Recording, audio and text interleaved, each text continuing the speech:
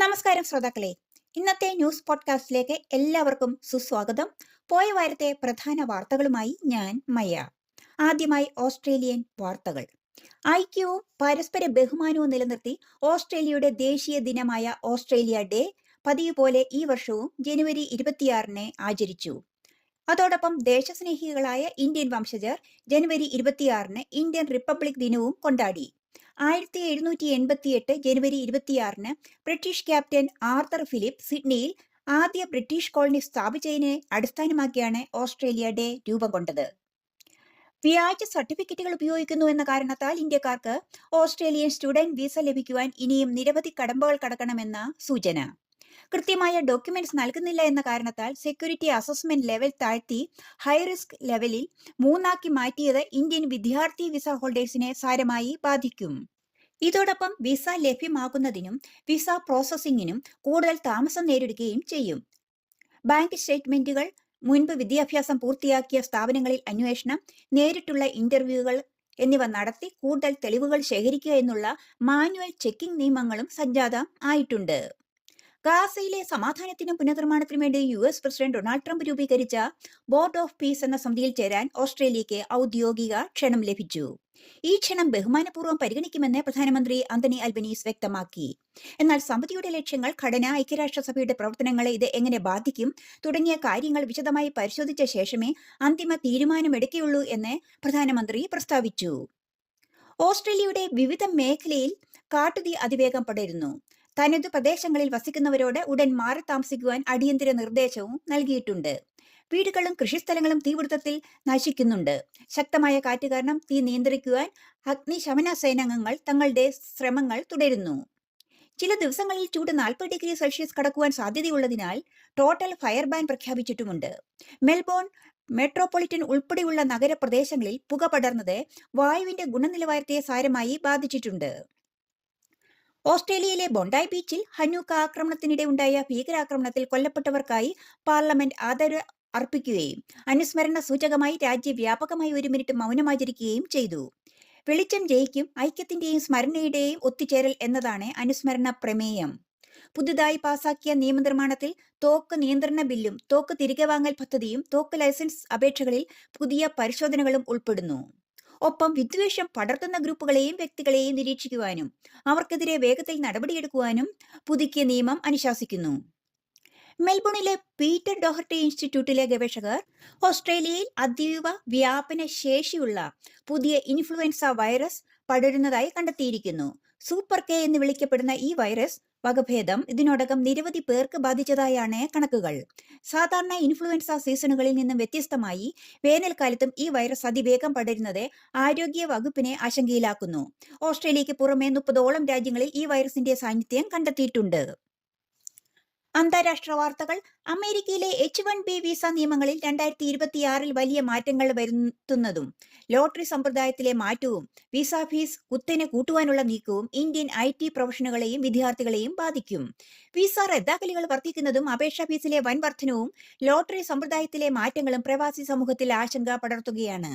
2024 40,000 ആയിരുന്ന വിസ റദ്ദാക്കലുകൾ വരും വർഷങ്ങളിൽ ഉയരുന്നത് വരാനിരിക്കുന്ന കടുത്ത നടപടികളുടെ സൂചനയെന്നാണ് കണ്ടെത്തൽ. ഗ്രീൻലാൻഡ് പിടിച്ചെടുക്കുമെന്ന ട്രംപിന്റെ ഭീഷണികൾ വർദ്ധിക്കുന്നതിനിടയിൽ ട്രേഡ് ബസുക്ക എന്ന് വിളിക്കപ്പെടുന്ന പ്രതിരോധ സംവിധാനം ഉപയോഗിക്കുവാൻ 27 രാജ്യങ്ങൾ അടങ്ങുന്ന കൂട്ടായ്മ ഒരുങ്ങുന്നു. ഗ്രീൻലാൻഡിനെ പിന്തുണയ്ക്കുന്ന യൂറോപ്യൻ രാജ്യങ്ങളെ ലക്ഷ്യമിട്ട് US പ്രസിഡന്റ് ഡൊണാൾഡ് ട്രംപ് പുതിയ തീരുവകൾ പ്രഖ്യാപിച്ചതിനെ തുടർന്ന് ആണ് യൂറോപ്യൻ യൂണിയനുകളുടെ ഈ ആലോചന. ഭാരത വാർത്തകൾ. വൈവിധ്യങ്ങളെ ബഹുമാനിച്ചും പരസ്പരം കൈകോർത്തും ഒരു ശക്തമായ ഇന്ത്യയെ നിർമ്മിക്കുക എന്ന റിപ്പബ്ലിക് ഡേയുടെ യഥാർത്ഥ സന്ദേശം ഉൾക്കൊണ്ട് ലോകമെമ്പാടുമുള്ള ഇന്ത്യൻ ജനത ജനുവരി 26 റിപ്പബ്ലിക് ദിനം ആചരിച്ചു. 1950 ജനുവരി 26 ഇന്ത്യയുടെ ഭരണഘടന പ്രാബല്യത്തിൽ വന്നത്. ഈ വർഷത്തെ റിപ്പബ്ലിക് ദിന പരേഡിന്റെ പ്രധാന പ്രമേയം വന്ദേമാതരത്തിന് 180 വർഷം എന്നതാണ്. റിപ്പബ്ലിക് ദിന ആഘോഷങ്ങളിൽ യൂറോപ്യൻ യൂണിയൻ നേതാക്കൾ മുഖ്യാതിഥികളായി. രാജ്യത്തിന്റെ യുദ്ധസന്നദ്ധതയും സൈനിക കരുത്തും വിളിച്ചോതുന്ന രീതിയിലാണ് ഇത്തവണ സൈനിക പരേഡ് നടന്നത്. വിസ അഭിമുഖങ്ങൾ മാസങ്ങളോളം മാറ്റിവെച്ചതിനെ തുടർന്ന് ഇന്ത്യയിൽ കുടുങ്ങിയ H-1Bയിലെ ചില ഇന്ത്യൻ ടെക്കികൾക്ക് ആശ്വാസം നൽകിക്കൊണ്ട് H-1B ടെക് തൊഴിലാളികൾക്ക് കർശനമായ ഓഫീസ് ഹാജർ നിയമം ലംഘിച്ചുകൊണ്ട് വീട്ടിൽ നിന്നും ജോലി ചെയ്യുവാൻ അനുവാദം ലഭിച്ചു. ഇതുപ്രകാരം യോഗ്യരായ ജീവനക്കാർക്ക് 2026 മാർച്ച് 2 വരെ ഇന്ത്യയിൽ നിന്നും വിദൂര സ്ഥലങ്ങളിൽ നിന്നും ജോലി ചെയ്യുവാൻ കഴിയും. പ്രധാനമന്ത്രി നരേന്ദ്രമോദിയും UAE president Sheikh Mohamed bin Zayed Al നഹ്യാനും ഡൽഹിയിൽ നടത്തിയ ഉഭയകക്ഷി ചർച്ചകളിൽ നിർണായക കരാറുകളിൽ ഒപ്പുവെച്ചു. തന്ത്രപരമായ പ്രതിരോധ പങ്കാളിത്തം, ബഹിരാകാശ അടിസ്ഥാന സൗകര്യങ്ങൾ, ഊർജ്ജ സുരക്ഷ തുടങ്ങിയ പ്രധാന മേഖലകളിലെ സഹകരണത്തിലുള്ള നിരവധി കരാറുകളിലുമാണ് ഇരു രാജ്യങ്ങളും ഒപ്പുവെച്ചത്. ദക്ഷിണ ഭാരത വാർത്തകൾ. ശബരിമലയിലെ വിവിധ പുരാവസ്തുക്കളുടെയും വാതിൽച്ചട്ടങ്ങളുടെയും ചെമ്പ് ആഭരണങ്ങളിലെ സ്വർണത്തിന്റെ ശാസ്ത്രീയ വിശകലനത്തെക്കുറിച്ചുള്ള റിപ്പോർട്ട് കേരള ഹൈക്കോടതിയുടെ ഉത്തരവ് പ്രകാരം വിജിലൻസ് കോടതി SITക്ക് കൈമാറി. ഒപ്പം ശബരിമല ക്ഷേത്രത്തിലെ ദ്വാരപാലകത്തിലെ സ്വർണം പൂശിയ ചെമ്പ് തകിടുകളും ശ്രീകോവിലിന്റെ വാതിൽ ചട്ടക്കൂടുകളും മാറ്റി സ്ഥാപിച്ചുവെന്ന ആശങ്കകൾ രാസ വിശകലന റിപ്പോർട്ടിനെ തുടർന്ന് ബലപ്പെട്ടതായി ഹൈക്കോടതി സ്ഥിരീകരിച്ചിട്ടുണ്ട്. കേരള സംസ്ഥാനം മഴയൊഴിഞ്ഞ് വരണ്ട കാലാവസ്ഥയിലേക്കെന്ന് മുന്നറിയിപ്പ്.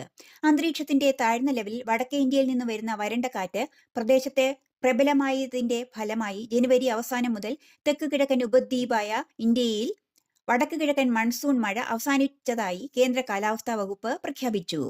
കേരള നിയമസഭയുടെ ബജറ്റ് സമ്മേളനം ഗവർണർ ആരിഫ് മുഹമ്മദ് ഖാന്റെ നയപ്രഖ്യാപന പ്രസംഗത്തോടെ തുടങ്ങി.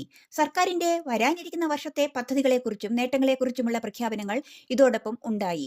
ജനുവരി 29-ന് ധനമന്ത്രി KN ബാലഗോപാൽ നിയമസഭയിൽ ഈ വർഷ ബജറ്റ് അവതരിപ്പിക്കും. കായിക വാർത്തകൾ.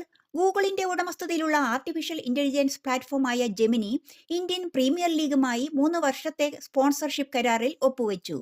ഏകദേശം 270 കോടി രൂപ വിലയുള്ളതാണ് ഈ കരാർ. ഈ വിഷയത്തിൽ പരിചയമുള്ള ആളുകളുടെ അഭിപ്രായത്തിൽ ഇന്ത്യൻ ക്രിക്കറ്റിൽ AI പ്ലാറ്റ്ഫോമുകളുടെ വർദ്ധിച്ചുവരുന്ന താൽപര്യത്തെയാണ് ഈ പങ്കാളിത്തം പ്രതിഫലിപ്പിക്കുന്നത്. ChatGPT അടുത്തിടെ വനിതാ പ്രീമിയർ ലീഗിനെ സ്പോൺസർ ചെയ്തതിന് പിന്നാലെയാണ് ഈ കരാർ. സർക്കാർ നിർദ്ദേശിച്ച കർശനമായ നിബന്ധനകൾ പാലിക്കുവാൻ തയ്യാറായതോടെ ബംഗളൂരുവിലെ ഐക്കണിക് സ്റ്റേഡിയമായ ചിന്നസ്വാമി സ്റ്റേഡിയത്തിന് വീണ്ടും അന്താരാഷ്ട്ര ക്രിക്കറ്റിനും IPL മത്സരങ്ങൾക്കും ആതിഥ്യം വഹിക്കുവാനുള്ള അനുമതി ലഭിച്ചു. ജനുവരി 17 ശനിയാഴ്ചയാണ് കർണാടക സർക്കാർ ഇത് സംബന്ധിച്ച അനുമതി നൽകിയത്. കഴിഞ്ഞ ജൂണിൽ റോയൽ ചലഞ്ചേഴ്സ് ബംഗളൂരുവിന്റെ IPL കിരീട വിജയത്തിന്റെ ആഘോഷങ്ങൾക്കിടെ സ്റ്റേഡിയത്തിലുണ്ടായ തിക്കും തിരക്കും വലിയ അപകടത്തിൽ കലാശിച്ചിരുന്നു.